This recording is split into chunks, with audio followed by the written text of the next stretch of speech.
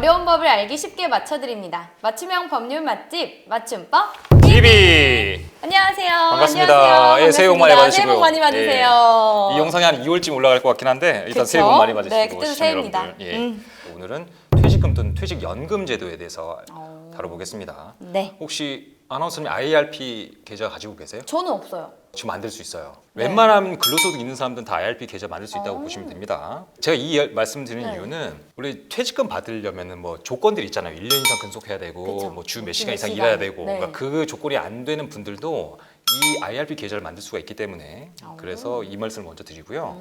그럼 이제 퇴직금 또는 퇴직연금 제도를 제가 알려드릴 텐데 네. 참고로 중소기업 퇴직연금기금이라는 게 있어요. 이 부분은 이 영상에서는 다루지는 않겠습니다. 먼저 과거의 퇴직금 제도예요. 아, 과거가요? 과거의 퇴직금, 네. 지금까지 있었던. 네. 그럼 퇴직금은 이제 1년 동안 1년 이상 근무한 회사원을 대상으로 해서 이 사람이 퇴사를 할 때 회사에서 일시금으로 지급하는 게 퇴직금이었어요. 그쵸. 다들 그렇게 알고 계시죠? 네, 네. 이 과거의 퇴직금은 회사가 보관을 해요. 회사가 따로 보관을 하고 있다가 근로자한테 퇴사할 때 지급을 했었죠. 네. 그런데 2022년부터 작년이죠. 얼마 안 예, 됐네. 그리고 퇴직연금제도 설정이 이제 다 의무화돼 버려가지고 기업들은 이제 선택을 해야 돼요. 퇴직연금 제도는 네. 우리가 국민연금처럼 퇴직금을 이제 분할로 받을 수도 있고요. 그쵸. 일정 그 조건 맞으면 일시금으로도 받을 수가 네. 있는데 퇴직연금 제도랑 퇴직금이랑 가장 큰 차이점이 하나가 있어요. 뭐예요? 아까 퇴직금은 회사에서 준다 그랬죠. 네. 퇴직연금은 회사에서 받는 게 아니라 금융기관에서 받는 거예요. 아. 그 뭐 우리가 시중 은행들도 있고 네. 뭐 그 운용사들이 있으니까 거기서 받는 거예요. 음. 여기서 가장 큰 차이가 있는 거예요. 자, 그럼 이제부터 좀 중요한 용어들이 등장합니다. 시작이에요? 진짜 벌써 미간이 찡그려지기 그래서 시작했다. 이 용어를 이해하셔야 전체 네. 판을 이해할 수 있어요. 보자. 퇴직연금에 관련된 네. 내용들이고요. 모두 그 법 이름이 근로자 퇴직급여 보장법이라는 겁니다. 이 법에 있는 용어들이에요. 이 네. 법이 이렇게 정해놨어요. 이렇게 어렵게 써놨어요. 제 잘못이 아니에요. 네. 여러분 제 탓이 아닙니다. 이 법이 이렇게 어렵게 써놨어. 정말. 자, 먼저 확정급여형 퇴직연금 제도입니다. 벌써 확정급여형. 확정급여형. 이거 퇴직연금제도 뒤에 6자리는 버리고 네. 확정급여형만 확정급여형. 생각해보세요. 확정급여. 네. 흔히 DB형으로 많이 알고 계세요. 예, 들어봤어요. DB형, Defined Benefit. 그러니까 베네핏이 defined 됐다. 베네핏이 정해져 있다. 결정돼 있다. 내가 받을 급여가 결정되어 있다는 뜻이에요. 그래서 확정급여. 그렇죠. 그래서 확정급여예요. 그러면 급여의 수준이 사전에 정해되어 있다는 게 어떤 뜻이냐라고 하면 먼저 평균 임금이라는 걸 알고 있어야 돼요. 자, 아나운서님이 네. 지금 회사원이에요. 한 2, 3년 일을 했는데 도저히 못 견디겠어. 난 진짜 2, 3년 버텼는데. 관둬야겠어. 네, 그래서 아쉽다. 내일 내가 관둡니다. 퇴사 네. 통보를 하고 이제 내일이에요. 네. 그러면은 어떻게 평균 임금을 계산하냐? 3개월 수령 임금을 3개월 일수로 나눠요. 네. 그리고 거기다 30일을 곱하면 공식이 이렇게 되는 거예요. 거기다가 내가 총 일한 일수 그리고 네. 비율을 곱해주는 겁니다. 그럼 퇴직금이 딱 나와요. 이런 식으로 정해져 있으니까 이걸 확정급여형이라고 하는 거예요. 자, 그럼 다음은 확정기여형 퇴직연금 제도가 있어요. 흔히 DC형이라고 하는 거. DC용으로 많이 많이 듣죠, 들어봤어요. 예. 네.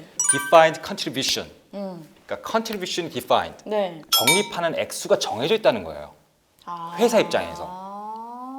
원래는 이제 회사가 근로자들을 퇴직금을 마련하기 위해서 일정 돈을 적립해 놓잖아요. 그렇죠. 이 적립 액수가 정해져 있어요. 그게 어떻게 정했느냐? 기준이 있겠죠? 그렇죠. 한 아나운서는 연봉이 이제 네. 1년 차, 2년, 3년 차가 연봉 인상이 되면은 각자 연봉이 조금씩 달라지잖아요. 그쵸. 1년 차에 12분의 1. 2년 퍼센테이지로. 차에 12분의 1. 어떻게 보면 이 확정 기여형은 퇴직금을 매해 정산받는 느낌이라고 보시면 돼요. 그러니까 회사가 얼마를 적립할 것인가를 미리 정해놨어요. 이게 확정 기여형이에요. 그 연봉 12분의 1을 이렇게 적립해 놓는 네. 거예요. 마지막으로 그 개인형 퇴직연금 제도라는 게 있는데 이게 말이 되게 긴데 흔히 말하는 게 이게 IRP예요. Individual Retirement 그다음에 펜션 이렇게 되겠죠. 근로자가 일시적으로 납입한 급, 그러니까 전에 있던 회사에서 받은 돈이에요. 그렇죠. 거기다가 이제 새 회사에 취업을 하면 그 새 회사는 그 IRP 계좌에다가 적립금을 쏴줘요. 그리고 나도 만약 여기 수익이 괜찮으면 돈 더 넣을 수 있어요. 그리고 그걸 적립 운용을 하기 때문에 내가 얼마를 나중에 받을지 몰라요. 아직 운용 수익이 나와봐야 알지. 그러니까 확정되지 않았다는 거예요. 이거는 다시 돌아가서 이건 이제 개념 설명이었고 이제 시작이에요? 이 표의 맨 왼쪽 퇴직금을 보시죠. 여기서 사용자라는 걸 회사라고 생각하시면 회사. 돼요. 회사가 운용 주체예요. 회사가 운용을 하고 보관도 회사가 해요. 그래서 회사가 망하면 퇴직금을 받을 수가 없는 거예요. 그런데 이제 퇴직연금 제도로 오면은 네. 이 돈은 금융회사가 보관하잖아요. 그럼 훨씬 좋은 거 아닌가? 회사가 망해도 금융회사를 받을 수 있는 거죠. 이제부터 퇴직연금 중에 확정급여형, DB형이에요. DB형. 사실 받는 액수는 확정급여니까 퇴직금이랑 다르지 않아요. 운용 주체는 회사인데 자금의 운용은 실제로 금융기관에서 하죠. 예를 들어서 함 아나운서님이 네. 뭐 3년 평균 임금 해가지고 했을 때 퇴직금 1억을 받아야 되는데 오호. 경제 상황이 안 좋아서 기금이 만일 적립금이 9천만 원이 됐으면 1천만 원 손실 났잖아요. 그쵸. 이거 어떻게 할까요? 나중에 주나? 이건 회사가 채워줘야 돼요. 아. 채워서 1억을 맞춰줘야 돼요. 근데 경제 상황이 너무 좋았어. 1억 2천이 됐어요. 운용 수익 2천만 원은 회사가 가져갑니다. 왜냐하면 운용 주체는 회사니까. 그렇죠. 자, 이 확정급여형은 원금이 보장되는 강력한 장점이 있어요. 다만 운용 수익을 가져갈 수 없다는 단점이 있죠. 그렇죠. DB형은요, 내가 입사를 했는데 나는 오래 일할 거예요 일단. 네. 근데 이 회사는 승진 기회도 많고 연봉 인상폭이 높아요. 그러면 안 좋은 그러면 건가? DB형으로 가야 돼. 왜냐면 내가 퇴직할 때 평균 임금이 가장 높잖아요. 그러네. 그렇죠. 그래서 그러네. 그걸로 전 기간을 계산해서 주니까 굉장히 DB형으로 가야 돼요. 이거는. 그런데 내가 임금 패키지에 적용을 받아요. 그러면 안 되지. 내년 퇴사인데 올해가 더 높아. 네. 그러면은 올해로 내가 퇴직을 했으면 오히려 더 퇴직금이 많은데 내년 퇴사하면 더 적잖아요. 그렇죠. 이럴 때는 중간 정산 받아서 DC형으로 바꿔야 돼요. 이제 확정 기여형입니다. DC? DC형. 그 근로자 연봉의 12분의 1을 그 근로자 명의의 연금 계좌에다 적립을 해줍니다. 그리고 근로자 여기서 추가 납입도 할 수 있어요. 이제 여기서 운영 성과에 따라서 더 받을 수도 있고 퇴직금 박살날 수도 있어요.